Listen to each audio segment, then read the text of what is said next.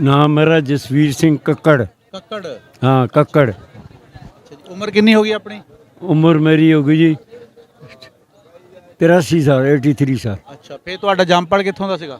Jumper मेरा हवेलियाँ city. ਹਵੇਲੀਆਂ ਸੀ ਪਾਕਿਸਤਾਨ ਚ? हाँ हरी हज़ारा। ਹਜ਼ਾਰੇ ਵਾਲੀ ਸਾਈਡ ਤੇ? हाँ हज़ारी फुटी है। ਬਾਤ ਆ ਜੀ।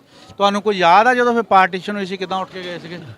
हाँ ज़्यादा जी अपना मकान ज़्यादा मैनू थोड़ा थोड़ा। ਦੱਸੋ ਮਾੜਾ ਜਿਹਾ। हाँ मकान साडा लंडे बाजार साडी दुकान सी ਕਾਦੀ?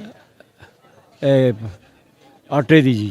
ਆਟੇ ਦੀ? हाँ ਅੱਛਾ ਤੇ ਆਪਣਾ ਨਾਂ ਕੀ ਹੈ ਹਿੰਦੂ ਸਿੱਖਾਂ ਦਾ ਮਹੱਲਾ ਉੱਥੇ ਸਾਡਾ ਮਕਾਨ ਸੀ। ਅੱਛਾ ਜੀ। ਤੇ ਵੈਸੇ ਸਾਡਾ ਪਿੰਡ ਪੀਰਕੋਟ ਸੀ। ਅੱਛਾ ਪੀਰਕੋਟ ਤੋਂ ਅਸੀਂ ਹੇਠਾਂ ਆਏ ਆ। ਅੱਧੇ ਸਾਡੀ ਵੱਡੀ ਅੱਧੇ ਫੈਮਿਲੀ ਉਧਰ ਰਹਿੰਦੀ ਸੀ, ਅੱਧੀ ਇੱਧਰ ਰਹਿੰਦੇ ਸੀ। ਅੱਛਾ ਦੋ ਭਰਾ ਸਾਡੇ ਉਧਰ ਦਾਦੇ ਦੋ ਉਧਰ ਰਹਿੰਦੇ ਸੀ, ਦੋ ਇੱਥੇ ਰਹਿੰਦੇ ਸੀ। ਹਾਂ ਇੱਥੇ ਸਾਡਾ ਫਿਰ ਪਾਕਿਸਤਾਨ ਬਣਿਆ ਸੀ। ਫਿਰ ਕਾਕੇ ਪਟਿਆਲੇ ਚਲੇ ਗਏ, ਅੱਛਾ ਰਾਵਲਪਿੰਡੀ। ਹਾਂ। ਰਾਵਲਪਿੰਡੀ ਤੋਂ ਪਟਿਆਲਾ। ਬਜ਼ੁਰਗੋ ਕਿੰਨੀ ਦੇਰ ਜਾ ਕੇ ਉੱਥੇ ਝਾਕ ਰਹੀ ਪਈ ਆਪਾਂ ਪਿੱਛੇ ਮੁੜ ਜਾਣਾ ਆ?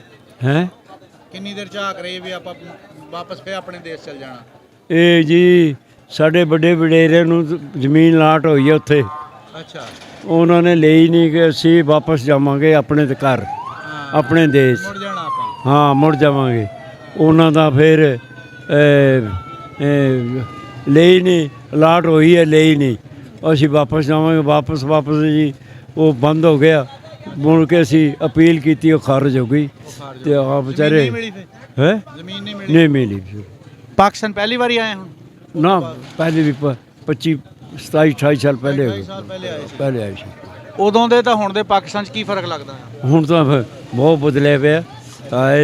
ਇਹ ਨਨਕਾਣਾ ਸਾਹਿਬ ਵੀ ਬਹੁਤ ਬਦਲ ਗਿਆ। ਅੱਛਾ ਹਾਂ ਇੱਥੇ ਦੇਖੋ ਹਾਂ ਕਿੰਨੇ ਗੁਰਦੁਆਰਾ ਹੀ ਆਪਣਾ ਕਿੰਨਾ ਵਧੀਆ ਬਣ ਗਿਆ। ਇਹ ਗੁਰਦੁਆਰੇ ਜਿਹੜੇ ਤੁਸੀਂ ਉੱਧਰ ਵੀ ਦੇਖੇ ਆ ਇੱਧਰ ਵੀ ਦੇਖੇ ਪਾਕਿਸਤਾਨ ਦੇ, ਹਾਂ ਇਹ ਇਹ ਬਹੁਤ ਦੇਖ ਕੇ ਤੁਹਾਨੂੰ ਕੀ ਲੱਗਦਾ ਆ?